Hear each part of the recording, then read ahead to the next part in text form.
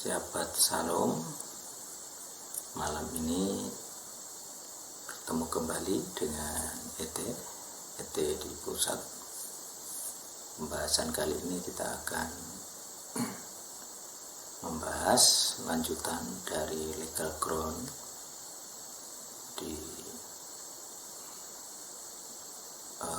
di pasal pertama atau sesi pertama. Kita sudah belajar ada beragam dasar contoh dari legal ground. Jadi ada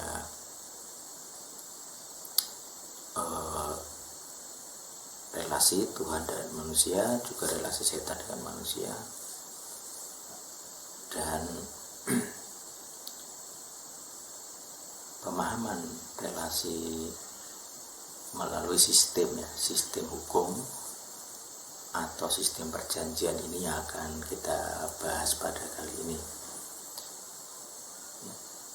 Pada bagian episode kedua kita akan belajar tentang perjanjian Noah. Jadi di perjanjian Adam dahulu sudah saya bahas tentang adanya janji induk tentang Masyah, itu ya, seorang anak keturunan perempuan yang akan lahir dan dia meremukkan kepala ular. Kemudian di perjanjian Noah ada 2 ayat, atau setidaknya 2 bagian dari Kejadian 6 dan Kejadian 9 gitu ya. Jadi di Kejadian 6 dituliskan bahwa Tuhan akan menegakkan perjanjian dengan keluarga Noah dan keturunannya, seperti itu. Dan itu diulangi dengan kata yang persis sama, kata menegakkan, itu ya, kata menegakkan dan perjanjian itu.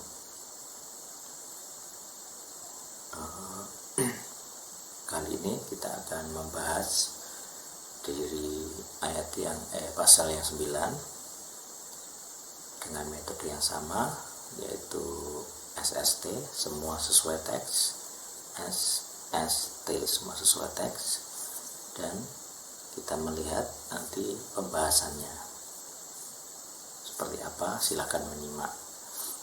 Tapi sebelum itu juga bagian dari bahan ini nanti akan ada praktek deklarasi dengan perjanjian Noah,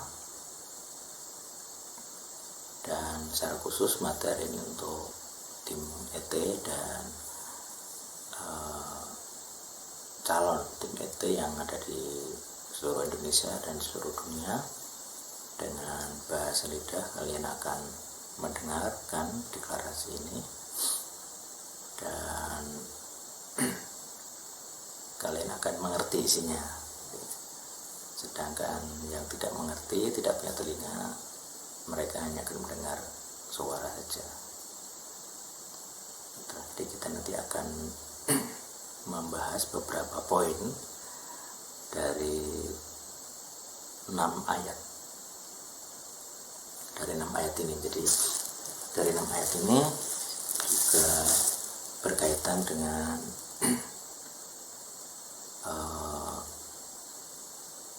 ya, pokoknya akan ada bahasan itu. Jadi saya tidak tahu apakah akan dibuka untuk publik atau tidak, tapi kita lihat nanti pembahasannya mengalir seperti apa. Ya, jadi ada 6 ayat. Di ayat yang pertama saya tuliskan atau ET menerjemahkan demikian. Ini terjemahan literal dari ET untuk pasal 1 sampai 6. Ayat 1 sampai 6, sorry.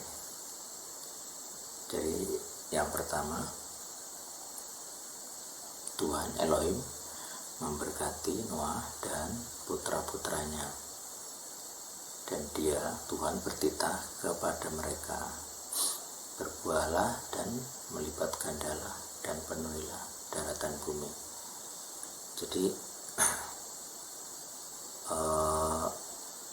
Tuhan di sini Adonai memberkati Noah dan keluarganya secara khusus putra-putranya, jadi Beno ya, putra-putranya, dan dia bertitah kepada mereka, jadi memberi semacam perintah kepada mereka. Jadi perintah kepada Noah dan anak-anaknya adalah satu, berbuah. Berbuah ini secara khusus berbuah anak atau keturunan. Jadi kenapa keturunan? Karena dikatakan dia berkaitan dengan ini, melipat ganda dan memenuhi bumi. Jadi secara khusus perintah kepada Noah adalah supaya berbuah banyak dengan melahirkan keturunan. Dengan perintah bahwa dengan keturunan itu maka terjadilah pelipat gandaan manusia dan memenuhi daratan bumi. Jadi kalau kita lihat yang ada di Bahtera hanya 4 pasang suami istri, jadi Noah istrinya dan 3 putranya, seperti itu. Jadi Sem, Ham dan Yafet. Jadi dari ketiga orang ini atau keempat orang ini terpencarlah gitu. Jadi ada kata kayak semacam memencar gitu ya dari ketiganya. Jadi di ayat 7 sampai terus itu ada kata seperti itu. Jadi perintah pertama adalah berbuahlah dan melipat ganda. Yang ketiga memenuhi, swarm, berkerumun memenuhi. Nah itu. Jadi kalau misalnya kita lihat, karena ini literal ini sangat dekat dengan teks Ibraninya, kita bisa buktikan apakah seliteral apa teks ini.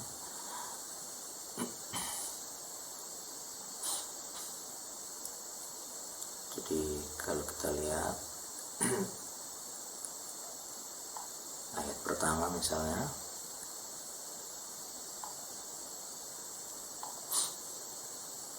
jadi Tuhan memberkati ya, di sini Tuhan berkati. Nah di sini Elohim Barek di Bet, di sini ada Bet, Res dan Kaf, Barak, BRK gitu. Jadi BRK ini artinya memberkati gitu. Jadi kalau di Ibrani kuronya dia kayak semacam orang yang, jadi memberkati itu orang yang sedang memberikan sesuatu, tapi sebenarnya kayak mengaturkan atau mempersembahkan. Jadi ketika Tuhan memberkati orang, itu sebenarnya itu tanda petik dia mempersembahkan sesuatu. Jadi ada kata yang sangat unik di Alkitab, yaitu kata diberkatilah kau Tuhan. Jadi kalau nggak paham Ibrani, nggak paham ini maksudnya, kok manusia memberkati Tuhan gitu. Karena aslinya itu seperti ini. Jadi kayak kita sedang mempersembahkan sesuatu kepada Tuhan. Jadi kata memberkati Tuhan itu seperti itu. Jadi sebenarnya kita sedang merendahkan diri kepada Tuhan dan mempersembahkan sesuatu. Nah kalau di sini kata memberkati dari Tuhan kepada manusia, jadi seakan-akan Tuhan merendahkan dirinya untuk memberikan kepada kita. Ya kira-kira seperti itu. Nanti akan ada studi kata yang lebih lanjut tentang itu, tapi singkatnya seperti itu. Jadi jelas ini sangat literal. Dia ada Elohim, Tuhan, kemudian Barek memberkati. Jadi wa itu dan, yuat itu dia. Nah karena sudah ada subjek Elohim, maka dianya hilang, diganti Elohim. Barek, jadi dan Elohim Elohim memberkati atau dan Tuhan memberkati.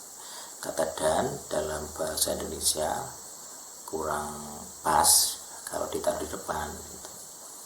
Jadi kata dan itu boleh diterjemahkan kemudian. Jadi misalnya di depan ini ditambahkan kata kemudian, itu bisa. Secara bahasa tidak masalah. Jadi kalau ada variasi dari terjemahan ini tidak masalah. Jadi kata waf atau huruf waf itu bisa diartikan dan, kemudian, lalu, dan sebagainya. Karena itu kata sambung, nanti tergantung konteksnya. Jadi Elohim memberkati. Nah ini at ini tidak bisa diterjemahkan. Jadi tidak ada terjemahan Inggrisnya, tidak ada. Dan dia untranslated word. Itu bisa dilihat di video tentang pemberitaan yang ketiga, Amanat Agung. Nah kemudian Noah, jadi sama ya. Tuhan memberkati Noah. Kemudian at-nya tidak ditranslasi, yang ditranslasikan dan itu adalah wafnya, jadi dan. Banau, jadi ini bet, kemudian ini nun, ini yod, ini waf. Jadi akhiran waf dibaca kayak o, jadi banau. Kemudian ada bet dan nun gitu ya, ada bet dan nun artinya putra. Di bet itu rumah, nun itu benih, jadi benih rumah. Seorang putra adalah benih rumah gitu ya. Kemudian yodnya kayak kepemilikan, kemudian wafnya itu nya, jadi bentuk ketiga tunggal lelaki, jadi nya untuk lelaki, jadi putranya, jadi seperti itu. Kemudian Vayomer, jadi Vayomer dia, tidak ada yodnya, dia berkata. Nah itu memberi penegasan tentang, karena ini kata berkata yang generik ya, beda dengan dafar, tapi itu diterjemahkan bertitah karena tidak ada dialog di sini. Jadi kalau nggak ada dialog, asumsinya ini perintah langsung, jadi kayak mandat gitu ya. Dia akan lebih tepat kalau menggunakan kata bertitah, karena dia adalah raja dan dia bertitah lahem kepada mereka, dan dia bertitah kepada mereka. Jadi terjemahan itu literal sekali. Nah ini be fruitful, berbuah, jadi paru, jadi peri, jadi p, kemudian res, ini ada waf. Jadi waf di belakang itu kayak grammar ya, namanya sufik atau tambahan di akhir itu menandakan jamak. Kalau ini perintah, karena ini perintah bisa berarti jamak, bisa berarti perintah. Jadi ada dua versi tafsir kalau nggak salah tentang penggunaan akhiran waf atau pap. Nah p dan res itu artinya buah. Jadi kalau dikasih waf di belakang dengan membaca u, itu biasa diartikan perintah. Di peru, itu kata paru di sini adalah berbuahlah. Kalau ini sefa, jadi bacanya lebih kayak ya, peru, sefa. Kemudian urabu. Nah waf dengan artinya dan. Nah ini silakan nanti ada gramarnya kenapa dibaca u di depan bukan waf. Nah kita fokus ke kata rabnya. Di rab itu res dan bet itu artinya besar, seperti itu. Jadi res itu kayak muka orang kalau bahasa Ibrani kunonya, kemudian bet itu rumah. Nah, gitu. Jadi kira-kira kata rab itu artinya itu sesuatu yang mendahului rumah itu, atau di depan rumah katakanlah itu. Jadi ini resnya, ini bednya. Jadi resnya di depan itu res itu sendiri sudah berarti muka, karena ada gambar muka, maka dia memberi kesan terdahulu atau tanda petik terbesar. Kemudian bed itu rumah, jadi ketika makna dasar dari raf itu adalah sesuatu yang besar, itu kira-kira begitu.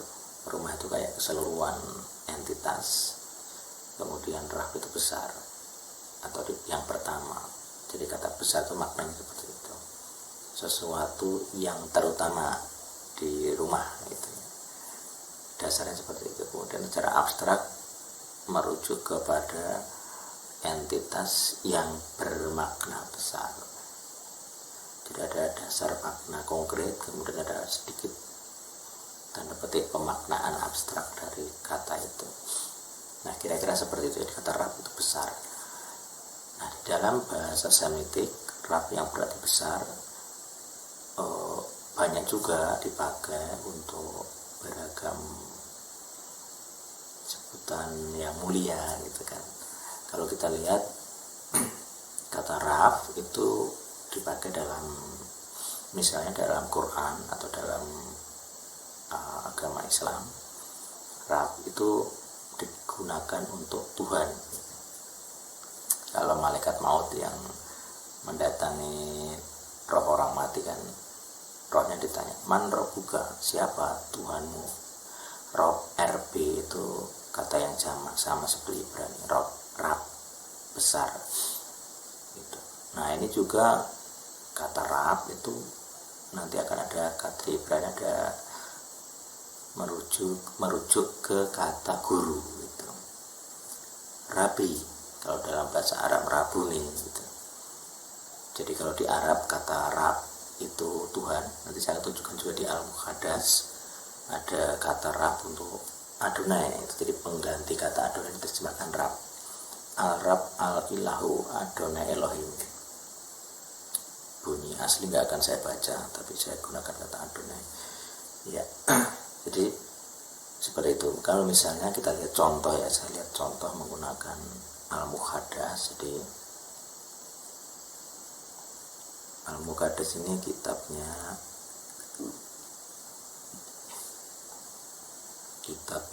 Kristen Arab gitu. Jadi kita lihat bagaimana orang Kristen Arab memaknai gitu ya kata rab ini.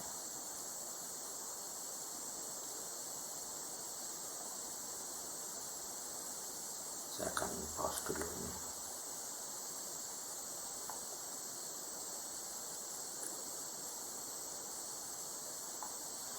Ya, saya akan memakai Alkitab Arab. Jadi saya akan pakai Arab ini ya, supaya kita tahu versinya. Smith and Van Dyck Alkitab Al-Muqaddas. Jadi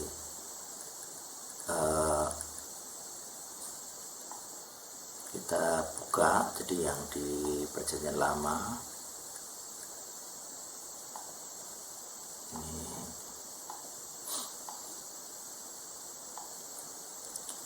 ya.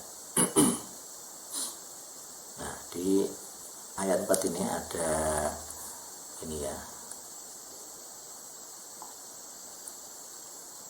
Al-Rab al-ilahu, jadi atau al-ilahu.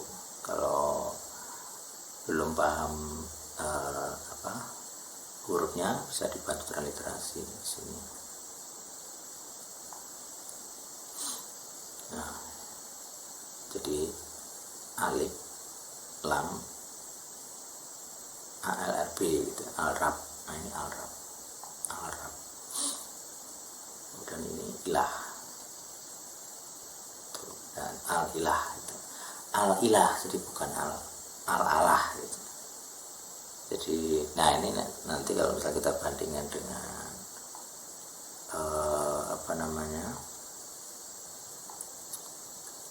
Ibrani ya, kita bandingkan dengan Ibrani.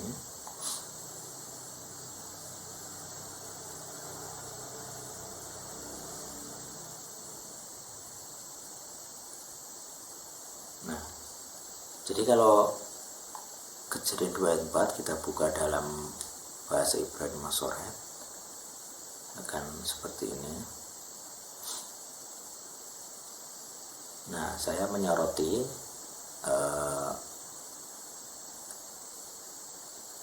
kata ini.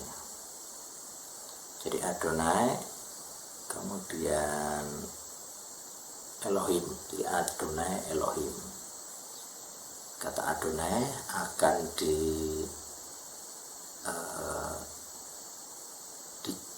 diterjemahkan di dalam bahasa terjemahan Arab tadi adalah Arab. Jadi kalau di sini, nah di dalam LAI, saya males bahasa LAI. Nah jadi Ibraninya Adonai Elohim, di Aram itu Maria Allah. Jadi kita bisa lihat, saya akan buka contoh PL Aramik gitu ya. Jadi PL berbahasa Aram. Ya, saya akan buka kata Aram di Kejadian 2 ya, ayat 4. Jadi ini. Jadi ini saya perbesar ya. Nah, jadi kalau di aslinya adalah Adonai Elohim Ibrani, kemudian di Aram itu adalah Maria Allah. Nah, ini mem. Jadi memnya Aram itu mirip dengan memnya kitab Asuri atau Ibrani. Ini Res, ini Yod, ini Alep, gitu ya. Maria ini, jadi Maria ini Mar itu Tuhan, ya itu nama. Ada yang bilang itu nama suci, ada yang bilang itu sekedar akhiran grammar. Tapi seharusnya itu nama suci atau singkatan dari nama suci. Itu. Maria. Jadi ini jelas, ini data mentahnya di Pesita PL atau PL Aram PL ya. Kalau Pesita kadang dikhususkan untuk PP. Jadi PL Aram, atau ada yang bilang Pesito gitu ya. Jadi ya pokoknya itulah. Ini mem, ini res, ini yod, ini alap, Maria. Kemudian ini alap lagi, berarti kan sama ya bentuknya, alap A. Ini lamet, ini he, ini a lagi. Jadi Maria Allah. Perhatikan bahwa Elohim, Allah, ilah. Gitu ya. Jadi kata Elohim dalam bahasa Ibrani tidak cocok, dengarkan saya, tidak cocok diterjemahkan Allah. Jadi sekalipun Al-Muqaddas menerjemahkan Allah untuk Elohim yang independen dari Elohim saja, misalnya tadi di Kejadian 1 ayat 1, tapi perhatikan di sini Kejadian 2 ayat 4 menuliskan tidak menggunakan Allah tapi ilah. Jadi kalau yang ngoceh itu siapa itu, yang pembicara yang katanya pinter Arab itu ya, kamu nggak pernah nyebut ini gimana, ini mau dulu. Kalau belajar tuh yang jujur, ngomong tuh yang jujur. Kenapa kamu nggak bahas ini ke publik? Kamu itu tiba-tiba aja gitu ya. Jadi dalam Ibrani Elohim, dalam Aram Allah, dalam Arab ilah. Jadi kalau ada yang ngoceh, yang mulia orang pinter Arab ini ngoceh ini al-a double L, itu tolong diketahui bahwa dia itu menipu sebenarnya. Di sini al-ilah, itu bukan Allah gitu.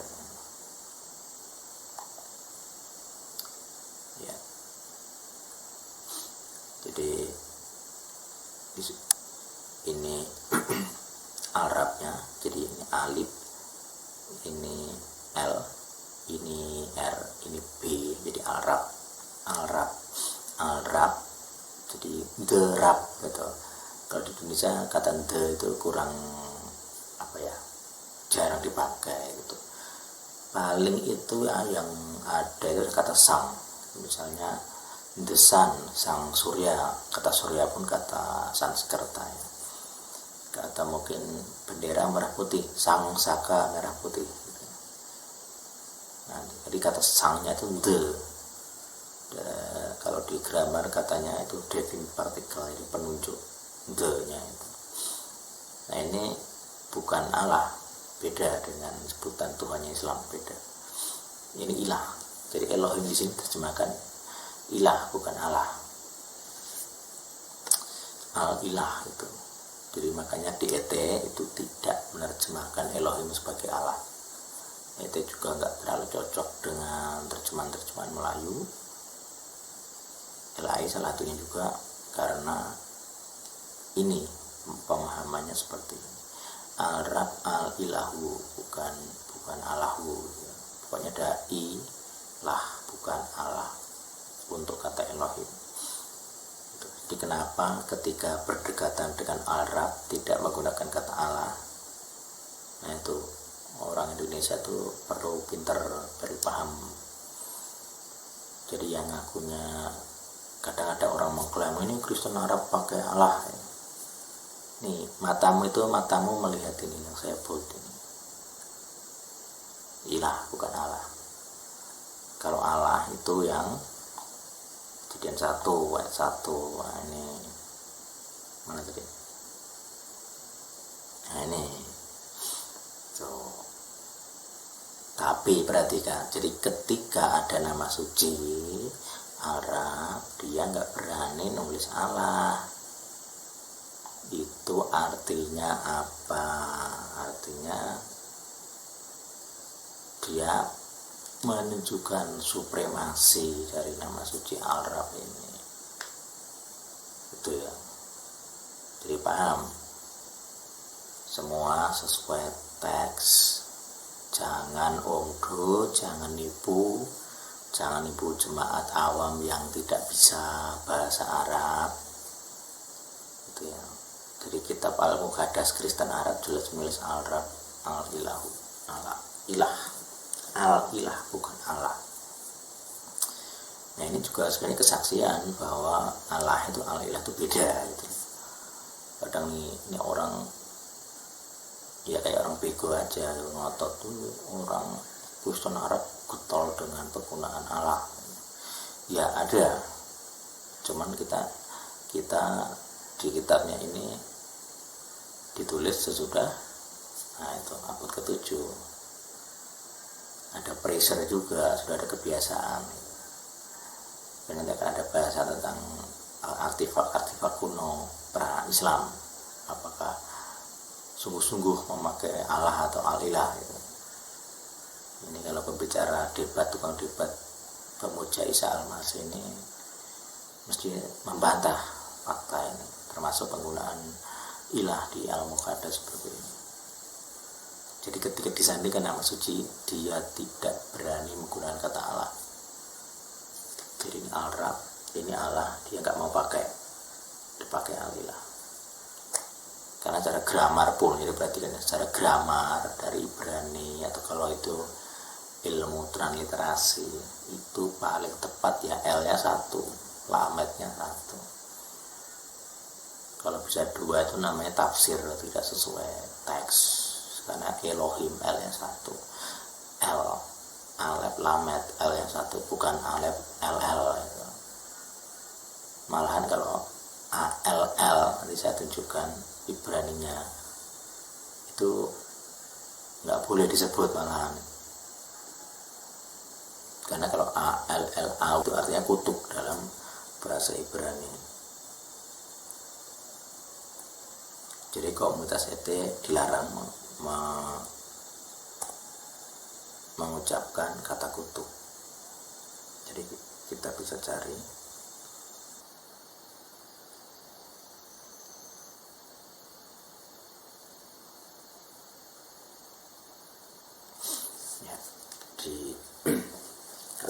bandingkan, kata Allah di Ibrani itu artinya berbeda. Misalnya di sini saya tunjukkan ya, kata ini menurut kamus ya. Jadi A, L-nya ada yang disebut dages forte. Jadi di sini ada kayak penekanan double L, maka dia nyebutnya Allah. Nah di sini ada A, lamet, dages forte, dan H, tohe. Jadi bacanya L-nya double Allah. Kalau di satunya itu adalah ini lebih nggak boleh lagi gitu ya. Jadi artinya kutuk, to swear, to curse gitu. Jadi kalau tanpa titik itu L yang satu Allah, itu artinya curse, mengutuk atau bersumpah gitu. Jadi artinya bersumpah. Kalau double L tidak ada titiknya, itu artinya oa itu pohon ya, nama pohon. Jadi kayak kalau mungkin mirip dengan kayak terbantin, pohon mamre gitu ya, atau pohon terbantin mamre. Jadi itu kayak ya simbolnya pohon gitu. Jadi mungkin kalau di dalam perjanjian lama itu orang-orang Israel itu membangun bukit pengorbanan di namanya bukit ya. Jadi bukitnya kayak di bukit tinggi dia bikin patung berhala, kemudian dia namanya patung kan dari kayu ya atau batu lah gitu. Jadi siapa yang akan mungkin dari kayu ini, kayu oa ini gitu. Jadi seperti itu. Jadi makanya di dalam komunitas itu tidak boleh menerjemahkan Elohim sebagai Allah, karena dalam dua bunyi Allah yang di Ibrani itu nggak cocok.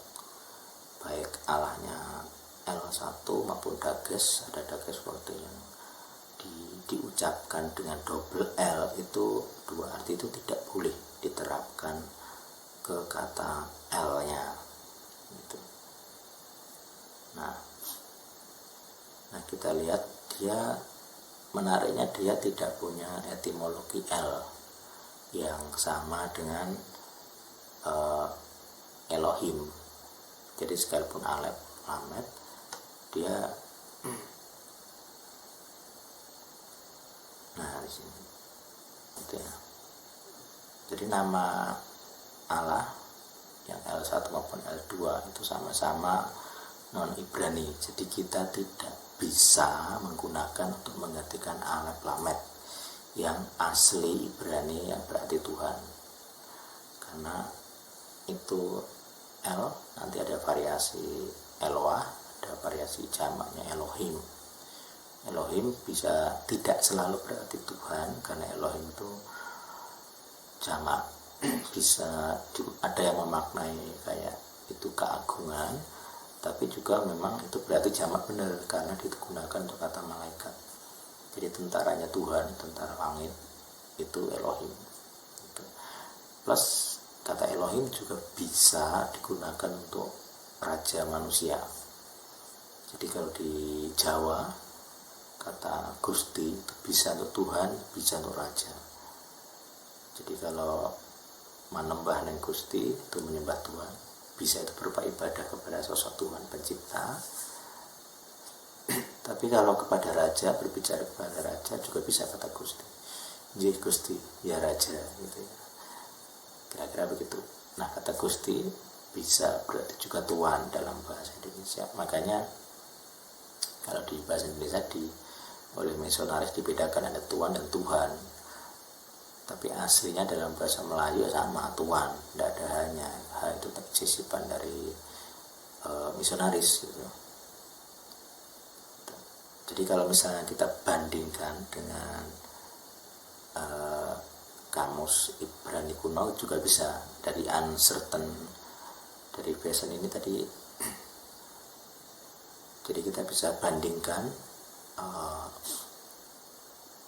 perbedaan ya saya mas, perbedaan kata El yang asli Ibrani dengan Allah dan Allah dalam kamus itu dengan mencarinya di dalam kamus Ibrani kuno. Jadi saya punya kamus Ibrani kuno, kita buka kamus Ibrani kuno, Ancient Hebrew. Kita cari tadi nomor strongnya 422, jadi ada ke 422.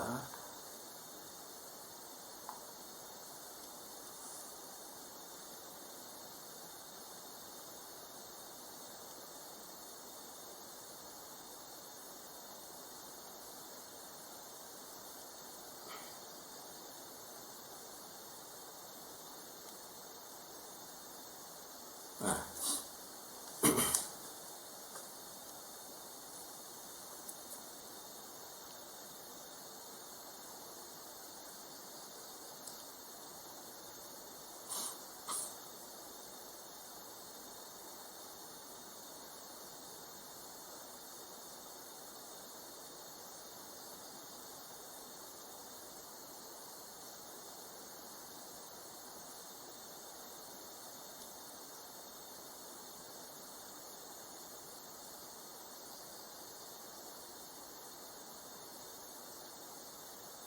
ya, lanjut.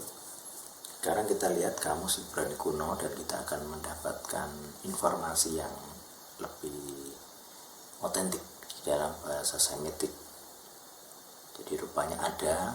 Nah, kita melihat kita harus sangat hati-hati gitu ya. Berarti menggunakan alef lamet plus H itu karena ada tambahan H ini belenggu.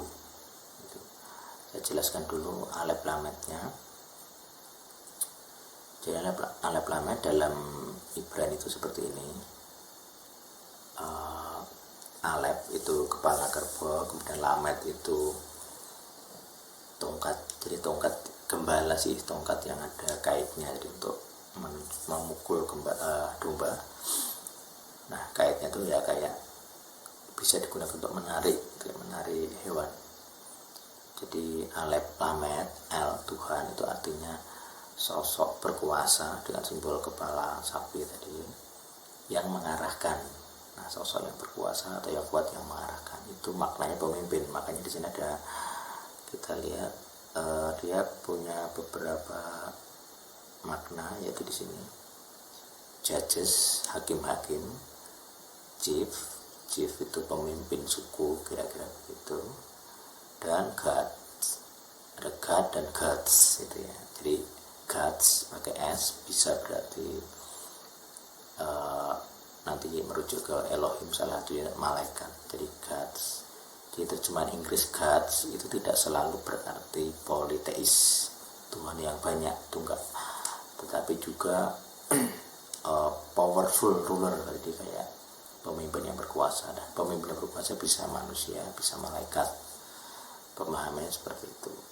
Nah, karena seringkali kata dewa-dewi, ini kita pakai istilahnya Sanskerta, itu adalah manifestasi. Jadi pemahaman sebelah yaitu manifestasi dari Tuhan. Nah, di dalam agama Semitik atau agama Ibrani, orang Yahudi, orang Israel berbeda. Jadi ada sosok Tuhan. Nah, Elohimnya atau yang jamak ini bukan manifestasi, tapi dia bawahan. Makanya ada yang disebut nama suci itu Adonai atau atributnya Adonai Sebaot. Sabaot, Sebaot itu artinya tentara. Jadi Tuhan ini punya tentara-tentara yang jamak Sebaot gitu. Nah, itu terjemahannya kalau di Indonesia kira-kira adalah tentara langit. Nah, tentara langit itu pemahaman orang zaman dulu, Tuhan itu di angkasa, kemudian yang ada di angkasa bintang-bintang itu adalah tentaranya, kira-kira begitu. Nah, terjemahan yang dari KJV dia menggunakan kata God power mighty, jadi almighty. Nah itu ya. Kemudian jika ini kita tambah ya ini apa namanya he, jadi he itu kayak orang di kedua tangannya naik he gitu. Jadi alef lamet he. Di sini dijelaskan tentang curse. Nah, itu binding agreement including curse, sumpah. Jadi Allah itu sumpah dalam kamus Ibrani kuno gitu. Jadi kalau kita pakai kamus Ibrani kuno lebih tajam maknanya. Jadi kalau huruf kata L ditambah H itu artinya satu kutub, seperti itu. Nah variasi yang lain ternyata dia ada tambahan dages, jadi hurufnya sama alef, lamet, dan he, tapi ada titik. Nah titiknya itu adalah oak, pohon oak ini, wood, the strongest of the wood. Jadi kenapa oak dan sumpah itu konsonannya sama persis gitu ya, cuman beda di penekanan L, pengucapan L, karena kayu oak, kayu jenis ini ya, spesies ini itu di sini the strongest of the woods, kayu terkuat di wilayah Semitik atau di Timur Tengah. Kayu ini adalah kayu terkuat, jadi itu simbol sumpah, tapi juga simbol kutub itu. Jadi swear dan oath itu kalau diterjemahkan sumpah, agak beda dengan curse gitu kalau kayaknya seperti itu ya. Nah sumpah itu punya ikatan yang sangat kuat, maka dia disimbolkan dengan kayu atau oak gitu. Jadi kita harus hati-hati menggunakan kata Allah yang L1 maupun L2, karena L1 itu tadi kalau kita lihat apa tadi, L1 itu kutuk ya, kemudian L2 itu kayu itu, jadi sinonim sebenarnya, maksudnya itu kira-kira sinonim lah kalau dalam bahasa kita. Jadi kalau tambahan H itu sinonimnya kutuk, sumpah, dan kayu yang paling kuat gitu. Jadi tidak boleh kata Elohim diganti kata Allah, karena dalam bahasa Ibrani itu artinya sumpah, kutuk, dan belenggu. Kenapa belenggu? Karena kayu yang kuat itu digunakan untuk belenggu. Makanya di sini ada kata ini yoke gitu, jadi strength-nya atau strength untuk pengikatan sumpah. Nah, pengikatan sumpah dengan L, karena L tadi kan sosok terkuat itu, kemudian ada H-nya itu bermakna jadi sosok terkuat, kayak dideklarasikan gitu kan. Kata H-nya ini, jadi huruf H yang orang mengangkat kedua tangan itu kayak dimanifestasikan keluar gitu, atau diumumkan lah. Jadi ketika sosok yang terkuat itu mengumumkan, itu sumpah. Jadi Tuhan bersumpah misalnya begitu. Nah kalau sumpah ada terikat, karena yang mengikat Tuhan itu sah gitu. Makanya kalau kita lihat di terjemahannya di sini, jadi yang terjemahannya yang atas ya tadi Tuhan menegakkan perjanjian. Jadi kemarin sudah sedikit kita bahas. Jadi kalau Tuhan yang L ini menegakkan perjanjian dengan sumpahnya, itu sangat mengikat secara positif ya, mengikat. Nah tapi juga ada negatifnya. Negatifnya adalah dampak buruk kalau sumpahnya ini dilanggar, perjanjiannya dilanggar. Itu.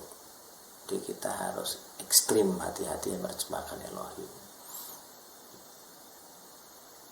Satu, tidak boleh nyebut nama ilah lain, Tuhan lain, Elohim Aharim. Yang kedua, penggunaan ha itu bermakna belenggu.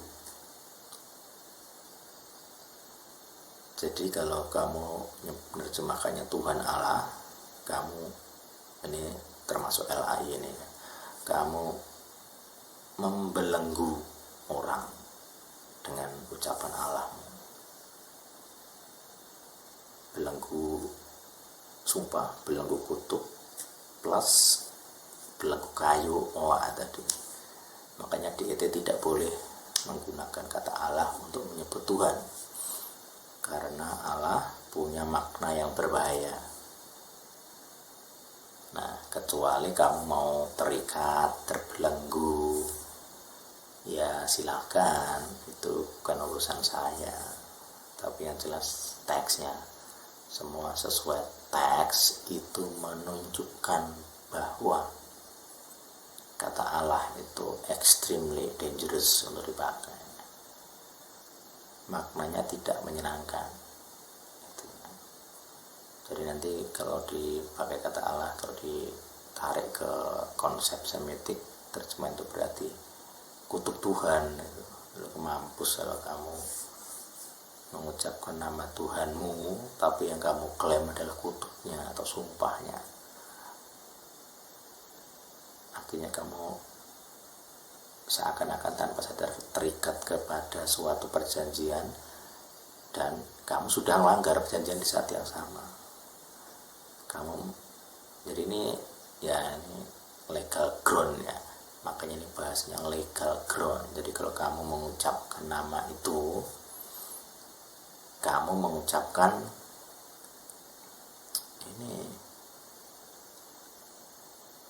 mengucapkan makna Ibrani kunonya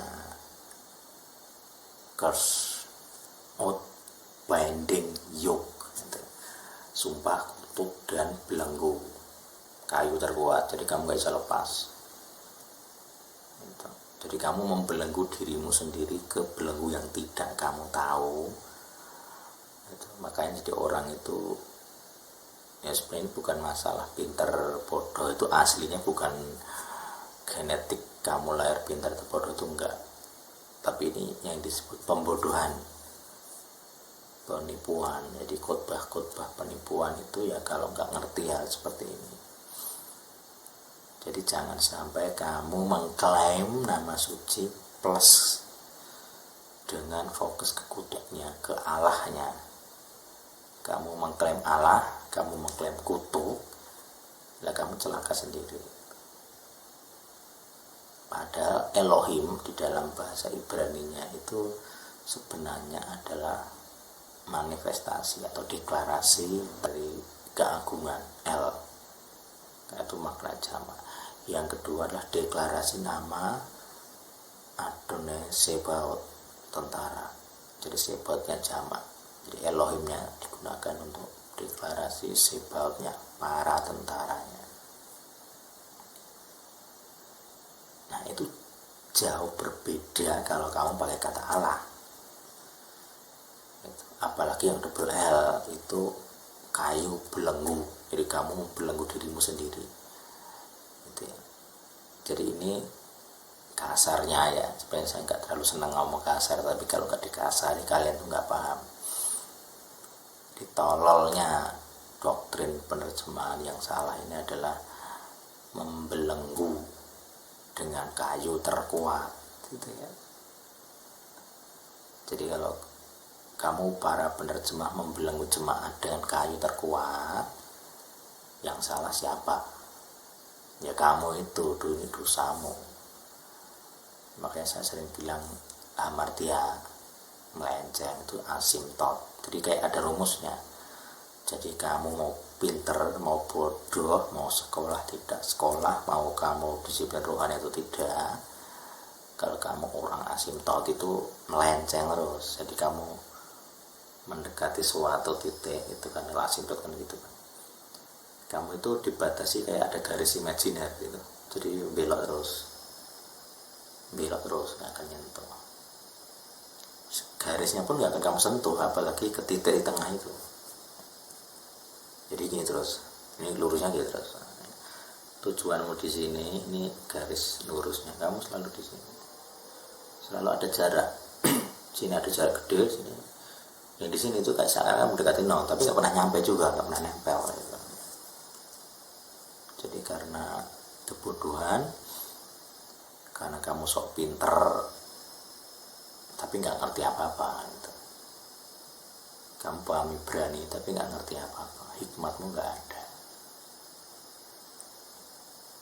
Ingat ya, jadi untuk kaum dan CT dilarang menyebut Elohim dengan alef, lamet, he. Terlebih kalau double L, karena ada makna kayu belenggu di sini. Kayu belenggu terkuat. Kecuali kamu menyukai terbelenggu, tanda petik curse, kutuk, itu ya silakan, pilihan di tanganmu sendiri. ET Pusat memberitahumu bahwa ini makna dari kata itu. Nah, kita nggak tahu kalau di bahasa Arab punya makna apa, saya nggak terlalu peduli, tapi kita bahas bahasa Ibraninya. Jadi bahasa Ibraninya Allah itu curse, belenggu, kutuk, sumpah. Nah, penggunaan sumpah itu boleh, maksudnya kata sumpahnya nggak masalah, cuman tidak boleh digunakan untuk kata Elohim karena nggak cocok, maknanya nggak cocok. Jadi Elohim itu dari L-nya gitu. Kita bisa bandingkan dengan kata Elohim dengan di kamusnya ada nama strong yang berbeda, kita akan cari. Nah, ini saya sudah ketemu kata Elohim ini ya, nomor 430. Nah, Elohim itu beda dengan Allah. Kenapa? Karena dia masuk dari Eloah.